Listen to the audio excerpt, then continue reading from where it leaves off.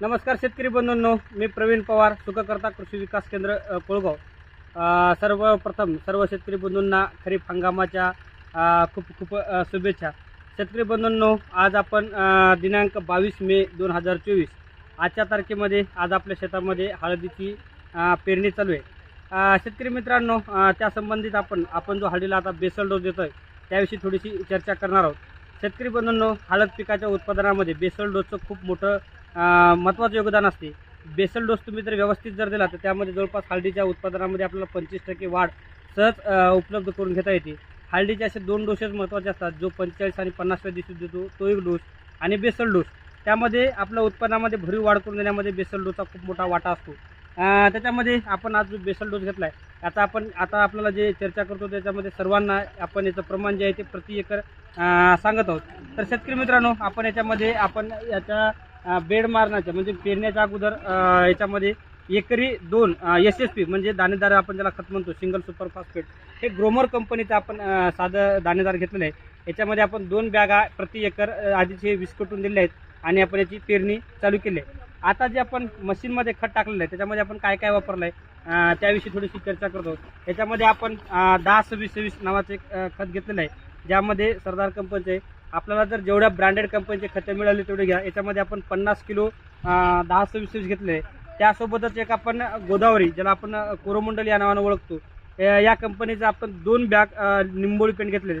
हे अतिशय उत्कृष्ट दर्जाचं निंबोळी पेंट आहे। शेतकरी मित्रांनो, निंबोळी पेंट घेतावेळी दक्षता घेणं खूप महत्त्वाचं आहे। त्याच्यामध्ये चांगल्या ब्रँडेड कंपनीचं उत्कृष्ट दर्जाचं निंबोळी पेंट घ्या। आपण हे 2च बॅग घेतलेले आहेत। खूप चांगलं निंबोळी पेंट आहे। याच्यामध्ये 5 प्रकारच्या पेंट याच्यामध्ये वापरले आहेत आणि खूप असं उत्कृष्ट दर्जाचे जे रिझल्ट आहेत। 2 बॅग आपण याच्यामध्ये घेतलेले आहेत। सोबत शेतकरी मित्रांनो, आपल्याला जे आता अवकाळी पावसामुळे म्हणा किंवा पहिला पाऊस जो होतो यामुळे आपल्याला जमिनीमध्ये खूप मोठ्या प्रमाणामध्ये हळद पिकावर हुमणीचा प्रॉब्लेम दिसतो किंवा इतर हानिकारक किडीचा प्रॉब्लेम येऊ नये यासाठी आपण षण्मुखा कंपनीचं वसुधा नावाचं एक कीटकनाशक घेतलं आहे। ऑर्गॅनिकमध्ये अतिशय खूप उत्कृष्ट दर्जाचे रिझल्ट आहेत। गेल्या वर्षी खूप मोठ्या प्रमाणामध्ये हळदीमध्ये हुमणीनं त्रास दिला, पण वसुधामुळं आपल्याला चांगले रिझल्ट पाहायला मिळाले। याचं प्रमाण जे आहे ते एकरी 3 किलो आहे। शेतकरी मित्रांनो, हे खतात मिसळतं थोडंसं ओल्या मातीमध्ये एक टोपलंभर माती घेऊन त्याला जरा चांगलं मातीमध्ये मिसळून नंतर खतात जर टाकलं तर आपल्या सगळीकडे देण्यामध्ये चांगलं येतं। अतिशय उत्कृष्ट दर्जाचं कीटकनाशक आहे। एकरी 1 बॅगमध्ये 3 किलोचं प्रमाण आपण याचं वापरलं आहे। सोबत शेतकरी मित्रांनो, हे पोटॅशियम नावाचं अतिशय महत्त्वाचं आणि उत्कृष्ट दर्जाचं खत आहे। याच्यामध्ये पोटॅश आणि सिलिकॉन। शेतकरी मित्रांनो, 10-26 मध्ये पोटॅश जरी असलं तर त्याचा जो उपलब्ध होण्याचा कालावधी खूप उशिरा असतो। यामधलं पोटॅश 10व्या दिवशी पिकाला उपलब्ध होते आणि सिलिकॉन आहे। याच्यामुळं आता पहिल्या सुरूचं जे उष्णता असते, म्हणजे आता मे महिन्यातली किंवा जून महिन्यातली उष्णता, त्याच्यामध्ये हळदीचे निघालेले कोवळे पाने, पिवळे पडणं, करपणं असे जे प्रॉब्लेम येतात ते पोटॅशियममुळे होत नाहीत। पिकाच्या भरदार मुळ्या वाढवणं असं चांगलं काम आहे आणि वातावरणातला जो ट्रेस आहे त्याच्यावर पिकापासून संरक्षण करण्यामध्ये पोटॅशियमचा खूप मोठा वाटा आहे।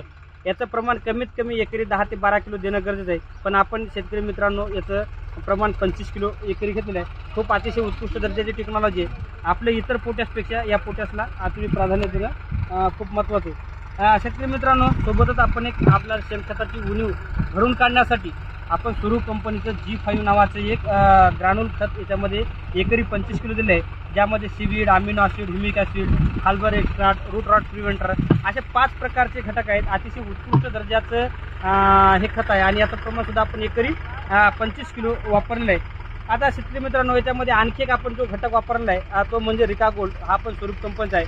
हा आरोसी टेक्निकवर काम करतो। याच्यामध्ये खूप अतिशय प्रकारचं उत्कृष्ट दर्जाचा मायक्रोराइज याच्यामध्ये दिलेला आहे। शेतकरी बंधूंनो, हा जर तुम्ही एकरी 4 किलो याच्यामध्ये मिसळून जर दिला तर आपल्या जर जमिनीतून फॉस्फरसचं आपटेक आहे किंवा इतर दुसरे न्यूट्रिशनचा आपटेक आहे, मुळाचा रोट वाढवण्यासाठी, पांढऱ्या मुळाचा गारवा करण्यासाठी अतिशय खूप चांगलं खत आहे। कारण उष्णतेमुळं लहान पिकाला मुळी लवकर येणं खूप गरजेचं आहे। त्यासाठी आपण हे 4 किलोच्यामध्ये वापरले। शेतकरी बंधूंनो, आपण जे पण खतं सांगतो हे फक्त आपल्या अनुभवाच्या आधारे आणि आपण सर्वसाधारण ज्या जमिनीची अंदाजे कमीत कमी 2 फूट तरी काळी असेल, 1.5-2 फूट अशा जमिनीसाठी उपयुक्त असलेली सर्व शेतकऱ्याला कामी येतील असं आपण खताचं सर्वांना प्रमाण देण्याचा प्रयत्न करतो।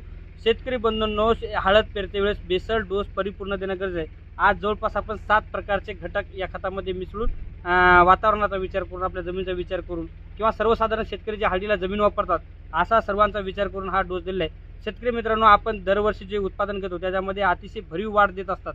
असेच प्रोडक्ट, अशाच क्वालिटीचे त्याचं प्रमाण त्या हिशोबाने आपण प्रमाण वापरतो। बरेच शेतकरी खूप मोठ्या प्रमाणात रासायनिक खतं 20 पोते 22 पोते देण्याचा प्रयत्न करतात. असं करू नका शेतकरी मित्रांनो. हळदीला जे लागतात घटक ज्या प्रमाणात लागतात तेवढंच द्या. अति दिलं म्हणून काय उत्पादन होत नाही, उलट त्याच्यातून नुकसान होते. आता हे सर्व खतं एकत्र मिसळल्याच्या नंतर हे बघा याचं प्रमाण जे आहे ते मला असं दिसत आहे. याच्यामध्ये लिंबोळी पेंट सर्व प्रकारचे खतं, हे हिरवे तुम्हाला जे दाणे दिसत आहेत तर शेतकरी मित्रांनो हे वसुधाचे आहेत कीटकनाशकाचे. शेतकरी बंधूंनो, आपल्याला मशीननं पेरा खत किंवा आता हे जर आपण याच्यातलं काही थोडंसं उरलं किंवा काही कोणाकडे जर बेड मारून पेरणीची जर व्यवस्था नसेल तर हे बेडवर तुम्ही चांगल्या पद्धतीने विस्कटून देऊन हळद लागवड करा, जेणेकरून आपल्याला भविष्यामध्ये आपल्याला चांगलं उत्पादन मिळवण्यामध्ये मदत होईल. एक लक्षात घ्या शेतकरी मित्रांनो, बेसल डोस व्यवस्थित जर दिला तर आपल्याला हळद पिकामध्ये सहज 20 ते 25% वाढ मिळते, याच्यात काही शंका नाही. त्यामुळे तुम्ही बेसल डोसवर व्यवस्थित लक्ष द्या आणि सर्वात महत्त्वाचं म्हणजे वॉटर सोल्युबलवर थोडंसं लक्ष कमी करा आणि बेसल डोस वर जास्त लक्ष करा, जेणेकरून आपल्या उत्पादनात चांगली वाढ भेटेल. धन्यवाद.